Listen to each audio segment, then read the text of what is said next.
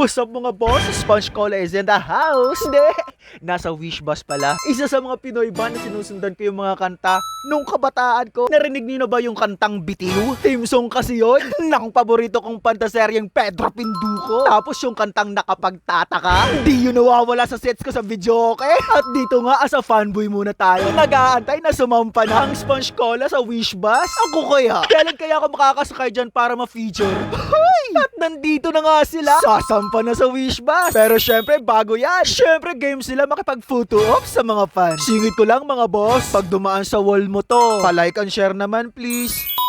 Before our first album came out. So wala pa kaming album eh. So 21 years ago. Wow. And, Iba dito baka sila na yung mga kids ng mga fans namin na adults na 40 years old na ngayon. Aking mundo'y nabubuo, iyong napupunan. Dating may kulang, binigyan anyo, todo at